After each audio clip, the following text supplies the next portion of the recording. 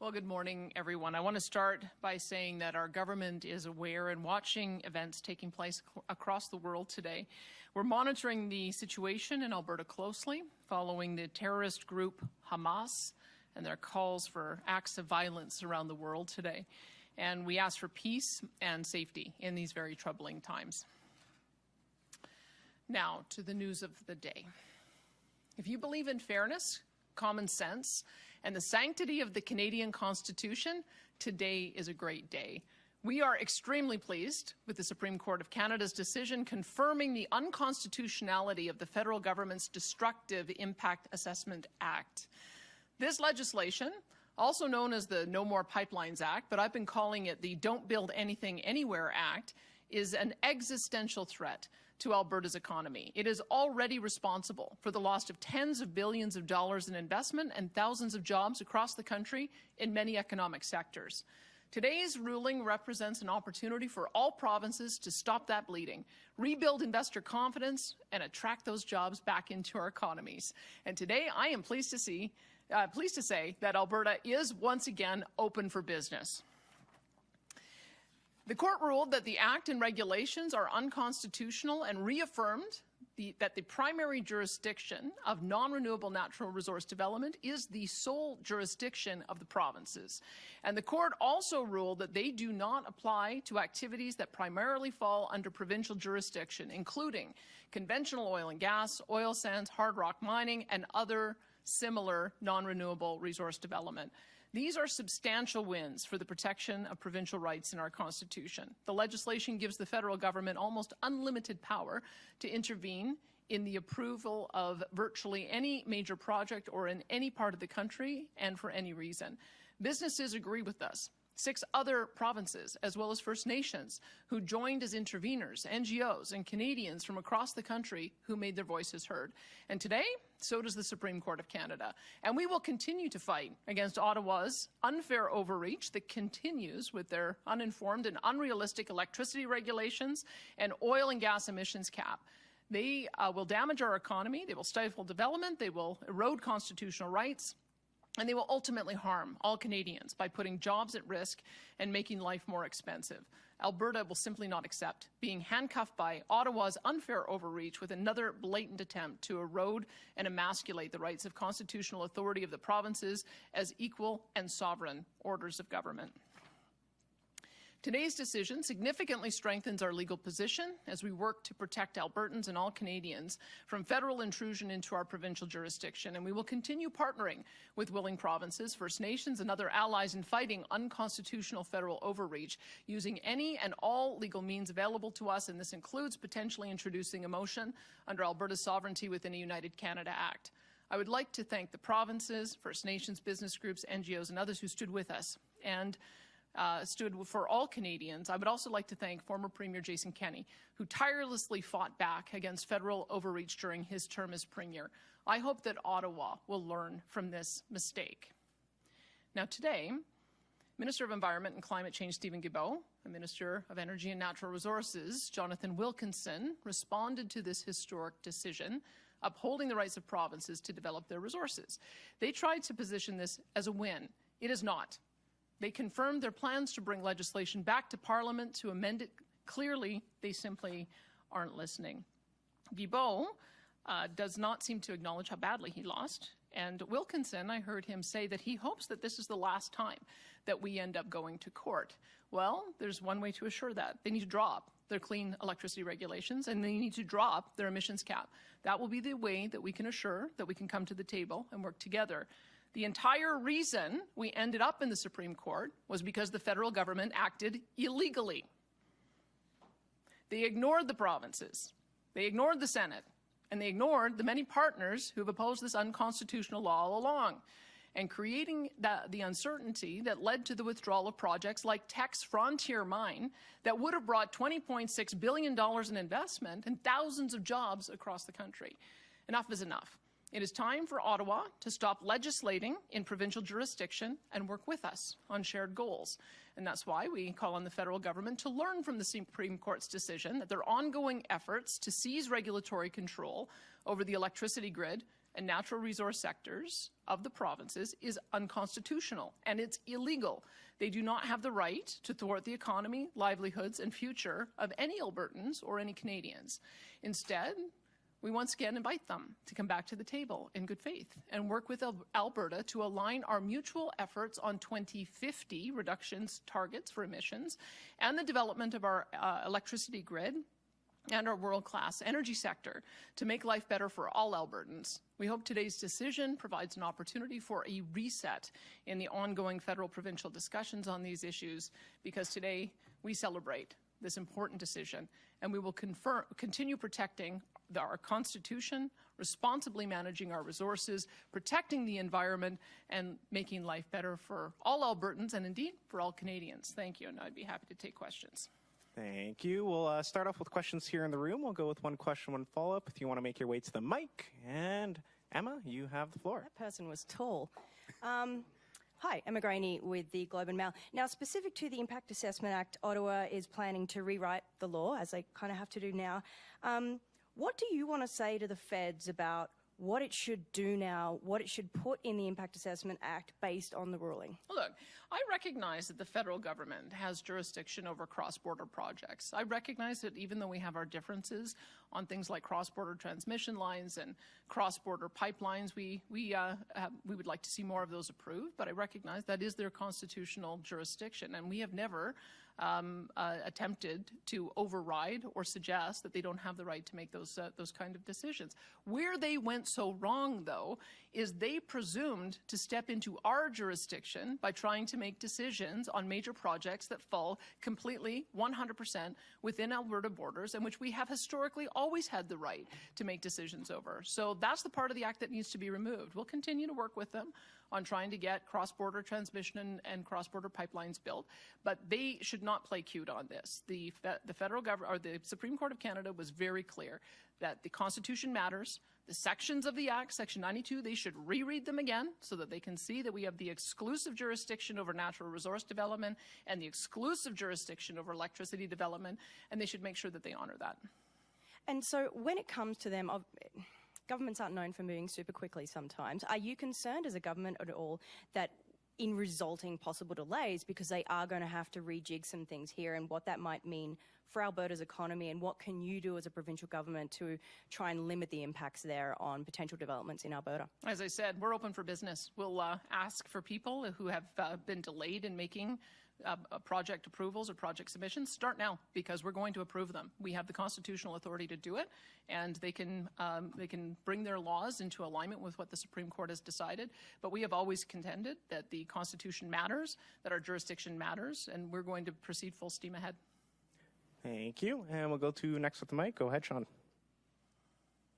Sean Polzer, Western Standard. You were obviously listening to the presser with Wilkinson and Minister Gibault this morning. Minister Wilkinson made a comment that the federal government had been acting in good faith, and he pointed to the energy roundtables as an example. And I'm just wondering how that would apply to the clean electricity regulations and also the impending emissions cap. We have a table with the federal government to align their interests with the 2050 emissions reduction target to achieve carbon neutrality by 2050. And they have not been acting in good faith, because every other week we hear an announcement from Stephen Guilbeault that he wants to go outside that table discussion, wants to have more aggressive emissions reduction caps on methane, wants to have a cap on oil and gas emissions, wants to bring through a net zero electricity grid by 2035. All of those are unconstitutional. They need to align themselves with our 2050 targets, and we're quite happy to work with them on that. And I think that this Supreme Court decision gives us the power to exert that at the table. So I'm hopeful that we can actually get back to the table in good faith, that they will rescind any public declaration that they want to proceed with those caps or the electricity grid changes, and then we can get back to working towards our shared goals. But I don't think that they, if they are trying to pretend that they somehow still have the right to proceed with those offensive pieces of legislation that are clearly in our jurisdiction, they're fooling themselves. It's illegal, and we're just not going to stand for it. Mr. Gibault also made a comment about the moratorium on renewable and $30 billion backlog of projects in the book, and that somehow, without mentioning you specifically, that you should more or less be glad that they were providing some certainty and clarity around those rules. Oh boy, they just don't stop, do they? That's a joke. Minister Guilbeault has done more damage to our investment climate in this province than probably any single federal minister I've ever seen. I can tell you that the moratorium, it's just a pause. We're only a few months away from announcing the new rules, and we've been very clear about what it is that we're looking for. We're looking for some certainty that these projects are not going to be built on prime agricultural land or interfere with our beautiful viewscapes. We've also been clear that there has to be a plan for how they're going to be reclaimed at the end, because each one of those turbines will cost an estimated $1 million to remove, and we want to make sure that a landowner isn't left footing the bill for that. We want to make sure that we're putting them in a place where we have existing transmission and distribution lines so that we're not unnecessarily adding additional cost. And we have to make sure that there is backup, like reliable natural gas, in order to be able to bring on and back up unreliable wind and solar. So we are going to continue with a framework that allows for investment in solar and wind. And quite frankly, when we announced the pause, we had $23 billion worth of projects in the queue. We now have $41 billion of solar and wind projects in the queue. So that looks to me like people are still looking at Alberta. They're still excited about the opportunity. They're waiting for some clarity. They'll get that clarity from us because it's under our constitutional responsibility. We have the exclusive right, as the Supreme Court determined today, to exercise under Section 92, and that includes electricity, and that's what we'll do. Thank you. Thanks so much, Sean. And Jason, go ahead. Still morning. Good morning, Premier. Hi. I know it's not your name, but why do you call it the No More Pipelines Act? This ruling, and what you were talking about was things that are exclusively on provincial jurisdiction. Pipelines, generally speaking, are not. I mean, there are some, surely, but why do you use that term, No More Pipelines Act? As you saw, I said that it has been called the No More Pipelines Act. That's how the former Premier used to refer to it. I called it the Don't Build Anything Anywhere Anytime Act because I was very concerned about the ways in which they were interfering in provincial jurisdiction. The boundary projects, they never had any constitutional authority over, and that includes transmission lines and pipelines that are solely within the boundaries of Alberta, and we do a lot of pipeline construction, but it was the major projects that I was most concerned. They wanted to interfere in SAGD, they wanted to prevent us from building highways, they wanted to prevent us from building power generation plants that were larger than 200 megawatts, and those are the sections that have now been rendered unconstitutional. So I'm glad to see that they found the right balance. They recognize that we have two orders of government with sovereign powers and exclusive jurisdiction, and acknowledge that exclusive jurisdiction on resource development and on electricity belongs to us. And when you talk about exclusivity, sovereignty, the Supreme Court ruling was pretty emphatic that exclusive domain is not really a thing in these projects because we're talking about navigable waters, migratory birds, species at risk. What to you constitutes a sovereign project that Alberta has exclusive jurisdiction over that cannot be scrutinized by the federal government? Well, I can tell you we need to build more baseload power, more natural gas baseload power, and those projects have been in the order of 800 megawatts to 1,000 megawatts. That's our exclusive right to be able to make decisions on being able to permit and approve those types of projects. I would say that if I want to build the highway between Grand Prairie and Fort McMurray, which is more than 75 kilometers of new road, that's within our exclusive jurisdiction in order to be able to develop. And I would say that if Tech Frontier Mine wants to put in another application, that's also within our exclusive jurisdiction to approve. Those are just three examples that I would give. If they're completely within our borders and we have the ability through our regulatory process to go through our own environmental reviews, then those are the ones that should stay with us. Thank you. And we'll head over to the phones now. Operator, could you please put through the first caller? Dawn Braid, Calgary Herald. Premier, could I ask you if you are today declaring that the 2035 electricity net zero and the coming hard cap on emissions are simply null and void, invalid, you're not going to go with them, and that you perhaps will bring in a Sovereignty Act declaration? Well, I've heard Jonathan Wilkinson doesn't want to go to court, so it seems to me that they've got to withdraw them because they don't have the constitutional authority to impose them. And I have already said that they won't work in our province and that we are not going to be implementing them. We are in alignment on getting to carbon neutrality by 2050. I've talked with our electricity producers and talked to Pathways Group. They both believe that those targets of 2050 are achievable. That's what we've got to work towards, is the federal government who keeps on intervening and setting unrealistic, unachievable, and now patently unconstitutional provisions that we've been fighting against. And so I hope that they read this judgment in the spirit in which I believe the Supreme Court intended it and come to the table and work with us so that we can align on 2050 targets. And a follow-up, Don? Yes, thank you. The Feds seem to be suggesting that this is just a little bit of a legislative glitch, and they can come back in and with some amendments that make it just fine again, and then maybe we start going through this whole thing again. But what do you think this decision requires Ottawa to do, since it's not actually, I understand, a declaratory one? It's more of an advisory decision. What does it require them to do? Should they immediately stop all work on approving projects on private provincial land or by private companies and just release them from all these obligations? I mean, they don't just turn the lights out in Ottawa because of a court ruling.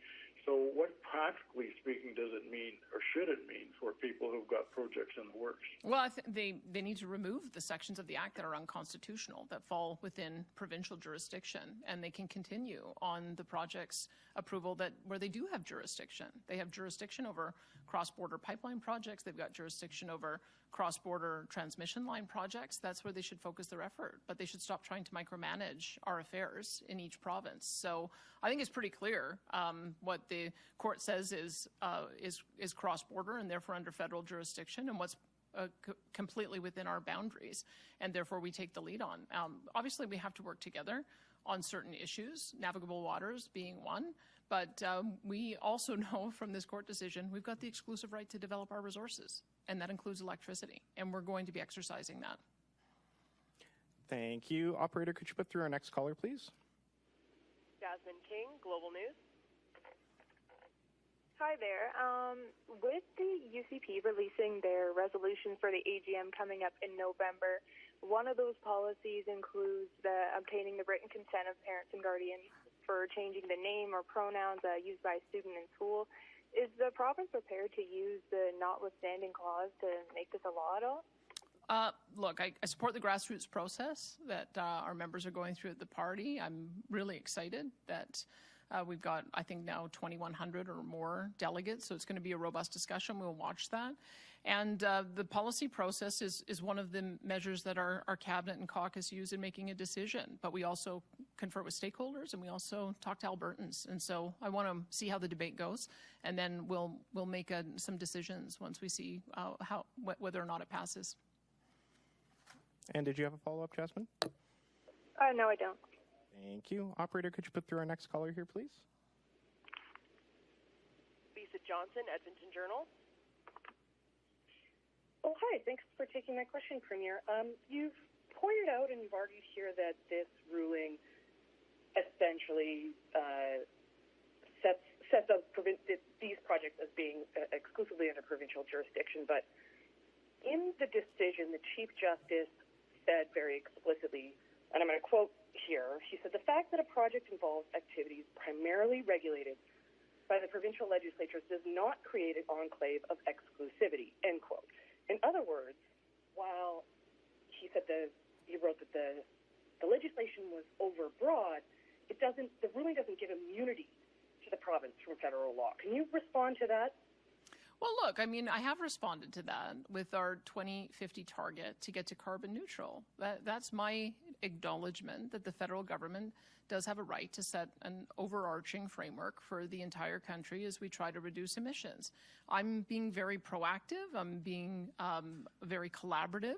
they're the ones who are going too far. And I guess if we can keep on battling this out in the Supreme Court to find out exactly where the line is, but I'm asking for the federal government to accept that there is exclusive provincial jurisdiction under the Constitution, accept that that's what the language of the Constitution says, and to work with us on those areas of shared priority. They cannot just drop new policy on our head and make us spend another 6 years going through the court to be told once again that they've been acting illegally. So that's what I hope does not happen. I think that it's pretty clear what the court has said. They want to see us work collaboratively, and that is not acting in the way that Stephen Guilbeault has been. So if there's a new spirit of coming together in cooperation to align our goals around a 2050 emissions target, then I think we'll be able to get somewhere. But if they think that they're going to tinker with this and keep us tied up for the next 6 years, well, I can tell you, we're just not going to put up with that. And did you have a follow-up, Lisa?